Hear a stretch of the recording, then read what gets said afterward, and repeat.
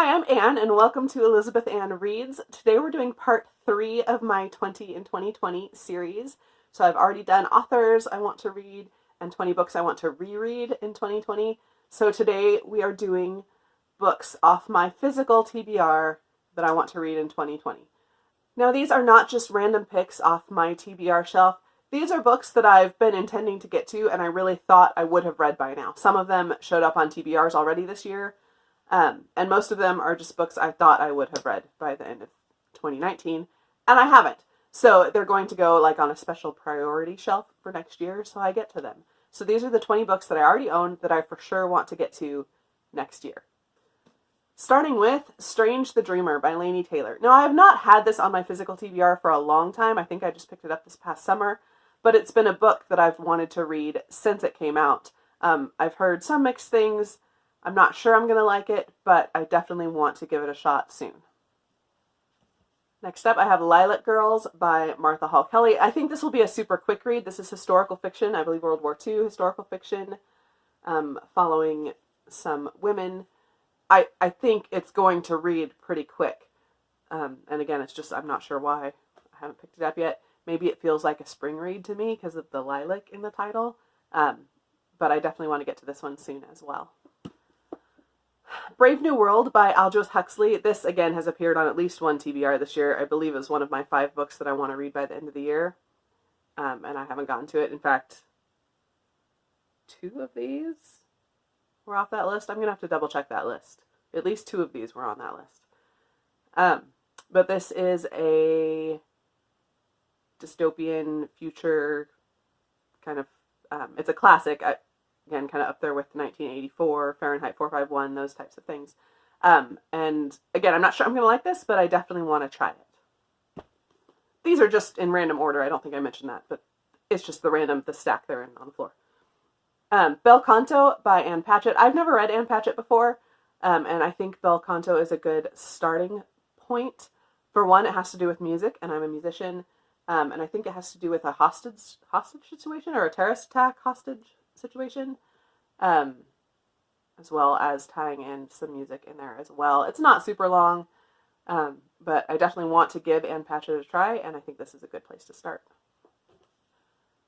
Possession by A.S. Byatt. A.S. Byatt is another author I've never read, and I actually don't really even know what Possession is about. I know it's one of her most highly acclaimed books, and at some point I read the description and it sounded interesting, and I picked it up.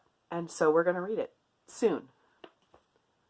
The Light Between Oceans by M.L. Stedman. This is another historical fiction that I believe has to do with a found child that this couple ends up kind of adopting, and then someone comes looking for it. I believe it's a little bit of a heavy read, and I've had friends that have read it and enjoyed it. And yeah, I just want to get to it soon. My Brilliant Friend by Elena Ferrante. This is the first in a series, I believe, in a quartet that follows a friendship between 2 women, and I think it kind of goes over their entire lives and their friendship. I've been really curious about this. I heard a bunch about it a while ago, but not so much recently. But it's definitely something that I want to read. I believe it's set in Italy. In fact, I think it's even translated from Italian. So I think it'll be an interesting kind of different read for me. All the Light We Cannot See by Anthony Doerr. This, again, is historical fiction, World War II. It's pretty chunky, and from what I've heard, it's quite heavy. Again, this has been on a couple TBRs. You can see it's even tabbed out for what I was planning to read it 1 month, I think, in the summer. So I want to get to that one soon as well. The Pillars of the Earth by Ken Follett. This is one of those books that I think like almost everyone has on their TBR shelf, but no one ever gets to, or that's not true. People get to it, but more often than not, it tends to sit on the TBR shelf because it is really chunky.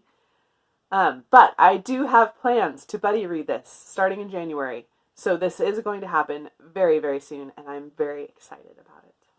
All right, I have a few classics here as well. Charlotte Bronte's Villette. I enjoy all the Brontes, and Villette has been sitting here for a long time, and I just haven't picked it up yet. I read other Brontes this year, but not this one, so I definitely want to get to this one in 2020. Then I have 2 books, actually, by Jane Austen, and they are the only 2 that I have not read. Persuasion and Northanger Abbey. I actually think I did read this one years ago, like in high school, but I don't remember. And so I definitely want to read it again. I want to read Persuasion. I started to read Persuasion once and didn't finish it.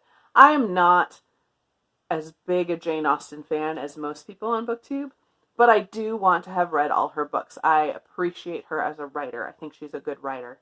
She's just not always to my taste. But I do want to have read all her books, and I've read all the others.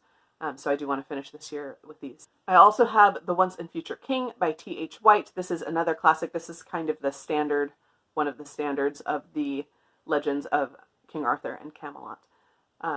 So I definitely want to get to this. I believe this is a kind of a bind-up of 4 shorter works. The first being The Sword in the Stone, which is known because of Disney's animated film they did of it. And again, this has been sitting on my shelf for I don't even know how long. And I just keep not getting to it. So, soon.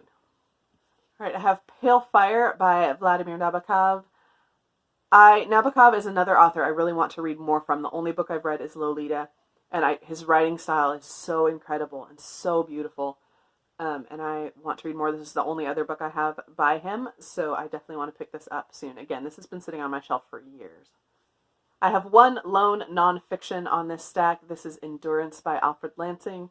This, again, has appeared on, I think, at least 2 TBRs this year, and I haven't gotten to it yet. This is the story of Ernest Shackleton's voyage to the Antarctic. And I've heard just fantastic things about this from everyone that knows it, and I don't know why I haven't read it yet. Next up is Peace Like a River by Leif Anger. This is another book that was being talked about by a lot of people a couple years ago, but I haven't heard as much recently.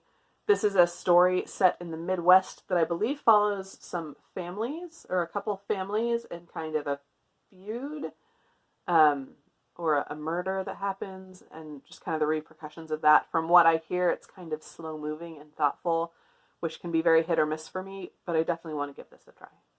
One more classic here, Swiss Family Robinson by Johann David Weiss. I've never read this. I don't know of very many people who have. It's one of those that people tend to know the movie, but not the book. I really love this cover, by the way. It's this cool old hardcover. I don't know. I really like the little cutouts on the front. But I've heard from 1 or 2 people that I do know that have read it. I've heard just really good things. And yeah, I really want to know the full story and not just the movie version.